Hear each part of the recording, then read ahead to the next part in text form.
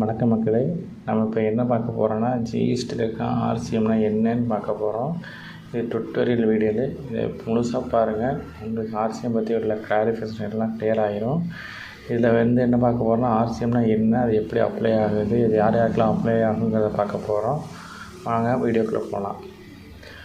முதல்ல ஜிஎஸ்டினா என்னென்னு பார்த்துருவோம். ஜிஎஸ்டினா goods and service tax. India கூட வாங்குகிற குட்ஸுக்கும் சர்வீஸுக்கும் டேக்ஸு தான் நம்ம குட்ஸ் அண்ட் சர்வீஸ் டேக்ஸுங்கிறோம். அதில் ஒரு பார்ட்டு தான் ஆர்சிஎம். இந்த ஆர்சிஎம்னால் என்னென்னா ரிவர்ஸ் சார்ஜ் மெக்கானிசம். ஓகேங்களா?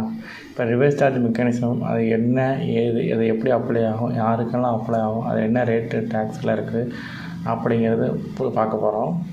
ஃபஸ்ட்டு இந்த ஆர்சிஎம்ங்கிறது ரிவர்ஸ் சார்ஜ் மெக்கானிசம். இது பார்த்தீங்கன்னா ஜிஎஸ்டி குட்ஸ் அண்ட் ஜிஎஸ்டியில் அண்டர் ஆகும். இது குட்ஸ் அண்ட் சர்வீஸ் டேக்ஸ் கீழே, அது ஃபுல் ஃபார்மு. இப்போ இது எப்படி பிரிக்கிறாங்க, குட்ஸ் அண்ட் சர்வீஸ் டேக்ஸ்லாம் எப்படிலாம் ரேட் ஆஃப் டேக்ஸ் இருக்குதுன்னா 0, 1, 3, 5, 6, 12, 18, 28 நெல் எக்ஸம்ப்ட் எக்ஸெட்ரா இன்னும் நிறைய விதமான டேக்ஸ் இருக்குது. அந்த டேக்ஸ் ரேட்டை எப்படி அவங்க கால்குலேட் பண்ணுறான்னு பார்த்தீங்கன்னா ஹெச்எஸ்என் சம்மரி வச்சு பண்ணுறாங்க. ஹெச்எஸ்என் சம்மரினா என்ன, ஆர்கனைஸ் சிஸ்டம் ஆஃப் நியூமரிக்கல்.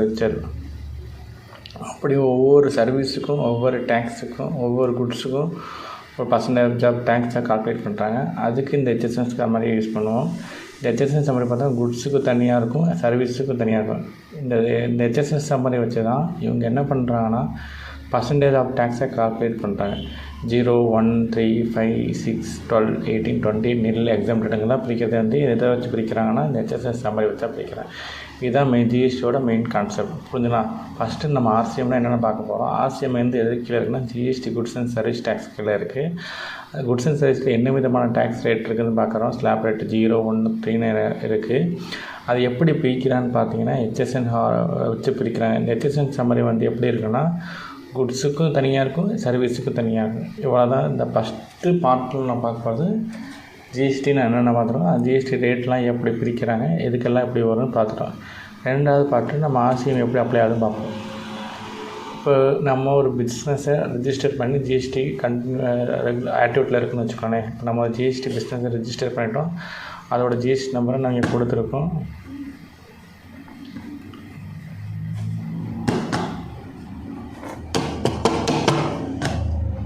இங்கே கொடுத்துருக்கோம் குட்ஸ் அண்ட் சர்வீஸ் ப்ரொவைடடு. இப்போ இவங்க ஒரு ஜிஎஸ்டி நம்பர் 33ங்கிறது அவங்களோட ஜிஎஸ்டி நம்பரு. இப்போ அந்த பிஸ்னஸில் அவங்க என்னென்ன பண்ணுறாங்க பார்த்தீங்கன்னா குட்ஸும் பண்ணுறாங்க, சர்வீஸும் ப்ரொவைட் பண்ணுறவங்களா இருக்காங்க. இப்போ குட்ஸும் சர்வீஸ் ப்ரொவைட் பண்ணுற மாதிரி இருந்தால் இவங்களுக்கு பர்ச்சேஸும் வரும், சேல்ஸும் வரும். கட்டலாம். ஒரு பிஸ்னஸ்னு இருந்தால் பர்ச்சேஸும் இருக்கும், சேல்ஸும் இருக்கும். பர்ச்சேஸ் பண்ணுறவங்களா இருந்தாங்கன்னா 2 விதமான பார்ட்டில் பர்ச்சேஸ் பண்ணுவாங்க. ஒன்று ஜிஎஸ்டி ரிஜிஸ்டர் பண்ண பர்சன்ட்டேருந்து பர்ச்சேஸ் பண்ணுறவங்களா இருப்பாங்க, இல்லை அன்ரிஜிஸ்டர் பர்சன்ட்டேருந்து பர்ச்சேஸ் பண்ணுறவங்களா இருக்கும். இப்போ நான் ஒரு பிஸ்னஸ் ரன் பண்ணுறேன் அப்படின்னா எனக்கு தேவையான ரா மெட்டீரியல் நான் யார்கிட்ட இருந்து வாங்கினா ஒன்று ஜிஎஸ்டி ரிஜிஸ்டர் பர்சன்ட்டேருந்து வாங்குவேன், இல்லை அன்ரிஜிஸ்டர் பர்சன்ட்டு வாங்குவேன். கரெக்டுங்களா? இதே நான் ஒரு பொருளை விற்கிறேன் அப்படின்னா ஒன்று ஜிஎஸ்டி ரிஜிஸ்டர் பர்சனுக்கு விற்பேன், இல்லாட்டி ஜிஎஸ்டியில் ரிஜிஸ்டர் பண்ண அன்ரிஜிஸ்டர் பர்சனுக்கு விற்பேன். கரெக்டுங்களா? இப்போ நான் பர்ச்சேஸ் பண்ணுறப்ப ரிஜிஸ்டர் பர்சன்ட்டு நான் பர்ச்சேஸ் பண்ணேன்னா ஜிஎஸ்டி அப்ளிகபிள் ஆகும்.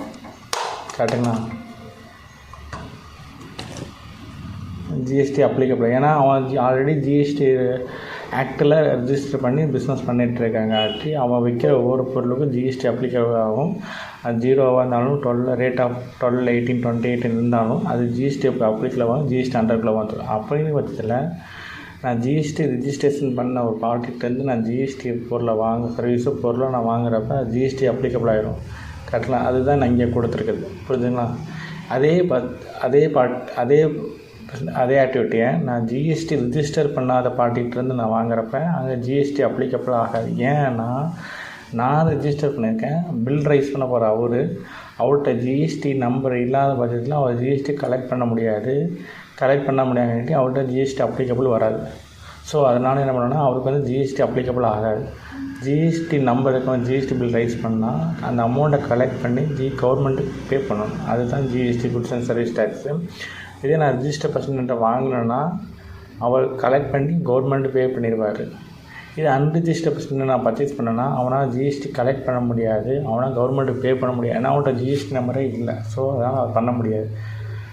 இது அப்படியே விட்டுட்டு அடுத்த ஸ்டெப்பு போவோம். இதுக்கப்புறம் நம்ம அந்த அன்ரிஜிஸ்டர்ட் பர்சன் நம்ம பின்னாடி பார்க்கணும். புரியுதுங்களா? இப்போ அதே நான் பிஸ்னஸ் சேல்ஸ் பண்ணுறேன், ஒரு ப்ராடக்ட்டோ ஒரு சர்வீஸோ நான் கஸ்டமர்ஸுக்கோ கிளைண்ட்டுக்கோ கொடுக்குறேன்னுங்கிற பட்சத்தில் நான் ஜிஎஸ்டி ரிஜிஸ்டர் பண்ண பர்சனாக இருக்கேங்காட்டி நான் பிஸ்னஸ்க்கு விற்றாலும் சரி இல்லை B2C கஸ்டமருக்கு டேரெக்டாக சேல்ஸ் பண்ணாலும் சரி ஜிஎஸ்டி அப்ளிகபிள் ஆகும். ஏன்னா நான் ஜிஎஸ்டி அண்டரில் இருக்கேன். ஸோ அதனால் நான் ஜிஎஸ்டி இது அப்ளிகபிள் ஆகும். புரிஞ்சுங்களா? இதே பிஸ்னஸ் டூ பண்ணால் அவன் ஜிஎஸ்டி இன்புட்டை எடுத்து அவனுக்கு தேவையானப்போ யூட்டிலைட் பண்ணிக்கலாம். ஓகேங்களா? இதே நான் B2Cனா கஸ்டமர், பிஸ்னஸ் டூ கஸ்டமர் நான் சேல்ஸ் பண்ணால் எண்ட் யூசர், அதுக்கப்புறம் அந்த ஜிஎஸ்டி கேரி ஃபார்வர்ட் ஆகாது. ஸோ அதனால் நான் ஜிஎஸ்டி ரிஜிஸ்டர் பர்சனாக இருந்து ஒரு பொருளை நான் விற்கும்போது நான் யாருக்கு விற்றாலும் ஜிஎஸ்டி அப்ளிகபிள் பண்ணுவேன். டேக்ஸ் ரேட்டு போட்டு தான் அப்ளிகபிள் பண்ணி தான் நான் விற்பேன். இதே புரிஞ்சுன்னா ஒரு குட்ஸ் ஜிஎஸ்டி அண்டரில் ஒரு பர்சன் ரிஜிஸ்டர் பண்ணியிருந்தானா பர்ச்சேஸ் பண்ணுறப்ப ரிஜிஸ்டர் பர்சன்ட்டை பர்ச்சேஸ் பண்ணான்னா அவன் டேக்ஸ் அப்ளிகபிள் ஆகும். இதே அன்ரிஜிஸ்டர் பர்சன்ட்டை பர்ச்சேஸ் பண்ணால் அவன் டேக்ஸ் அப்ளிகபிள் ஆகாது.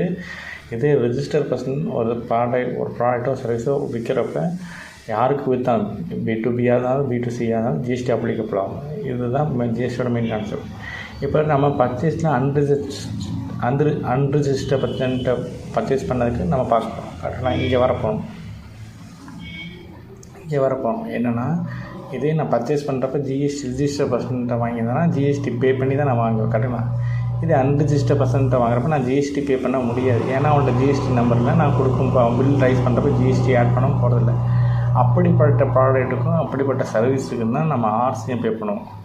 அதுதான் ஆர்சிஎம் ரிவர்ஸ் சார்ஜ் மெக்கானிசம், தலைகீழான வரி விதிப்பு முறை. ஓகேங்களா? நான் இங்கே சேல்ஸில் பார்க்குற மாதிரி B2C சேல்ஸில் நம்ம B2Cன்னு என்னென்னா எண்ட் யூஸருக்கு விற்கிறது. எண்ட் யூஸர் விற்கிறப்ப அவன் டேக்ஸ் ப்ராடக்ட் பே பண்ணி தான் அந்த ப்ராடக்டை அவனால் யூஸ் பண்ண முடியும். அதுதான் B2C. இதே B2Bன்னு என்னென்னா அடுத்த ப்ராடக்ட்டு அடுத்த எண்ட் யூஸர் போகிற வரைக்கும் கவர்மெண்ட் கையிலேருந்து பீப்புள் கையில் போகிற வரைக்கும் அது B2Bயாக இருந்தால் எண்ட் யூஸர் வர வரைக்கும் அது டேக்ஸை இன்புட்டாக எடுத்து பண்ணிகிட்ருப்பாங்க. கரெக்டுங்களா? இப்போ ஆர்சிஎம்ங்கிறது என்னென்னா ரிவர்ஸ் சார்ஜ் மெக்கானிசம். என்னென்னா ஒரு பர்ச்சேஸ் அன்ரிஜிஸ்டர் பர்சன்ட்டு ஒரு பொருளை வாங்கி அது ஜிஎஸ்டி ரிஜிஸ்டர் பர்சன் யூஸ் பண்ணுறப்ப அங்கே ஆர்சிஎம் அப்ளிகபிள் ஆகும். எப்படி அப்ளிகபிள் ஆகும்னா ஆர்சிஎம்னு சில ரூல்ஸ் அண்ட் ரெகுலேஷன் இருக்குது. இந்தந்த ப்ராடக்ட்டுக்கு இவ்வளோ ரேட் ஆஃப் டேக்ஸ் இருக்குது. அந்த அமௌண்ட்டை நீங்கள் அன்ரிஜிஸ்டர் பர்சன்ட்டு வாங்கி யூஸ் பண்ணுறப்ப அதுக்கான டேக்ஸ் அமௌண்ட்டை நீங்கள் கட்டிட்டு அந்த டேக்ஸ் அமௌண்ட்டை நீங்கள் இன்புட்டை எடுத்துக்கோங்க. அப்படி எடுத்துக்கோங்கன்னா ஆர்சிஎம். ஆர்சிஎம் என்னென்னா நான் இப்போ ஒரு டேக்ஸபிள் ப்ராடக்டை டேக்ஸ் இல்லாமல் வாங்கி அதை வாங்கிட்டு நான் என்னென்ன ப்ராடக்ட்டு அந்தந்த மந்தில் வாங்கினோ அந்த ப்ராடக்ட்டுக்கு எவ்வளோ டேக்ஸ் ஆஃப் ரேட் இருக்கோ அந்த ரேட்டை நான் அவுட்வர்ட் சப்ளையில் கட்டிட்டு அதே அமௌண்ட்டை நான் இன்புட் எடுத்துக்கலாம். பேசிக்காக பார்த்தோன்னா பர்ச்சேஸ் மாதிரி தான் வரும். நான் பர்ச்சேஸ் பண்ணுறப்ப நான் டேக்ஸ் கட்டி வாங்குவேன், அது இன்புட்டை ஆட் ஆகிக்கும். இங்கே டேக்ஸ் கட்டி வாங்க முடியாதுங்காட்டி பர்ச்சேஸ் மட்டும் பண்ணிப்பேன், டேக்ஸபிள் வேலையை மட்டும் கொடுத்து பொருளை வாங்கிப்பேன். பின்னாடி அந்த டேக்ஸபிள் வேலைக்கு டேக்ஸ் கட்டி அதை நான் இன்புட் எடுத்துப்பேன். அதுதான் ஆர்சிஎம். உங்களுக்கு தெளிவாக புரிஞ்சிருக்குன்னு நம்புகிறேன். இல்லை இது ஒரு டவுட் இருக்குது இந்த மாதிரி கிளாரிஃபிகேஷன் கொடுங்கன்னு சொன்னீங்கனாலும் மறுபடியும் ஒரு வீடியோ போட நான் ரெடி. இதே டவுட் இருந்தால் கமெண்ட் பண்ணுங்கள், இந்த வீடியோவை ஷேர் பண்ணுங்கள். தேங்க்யூ.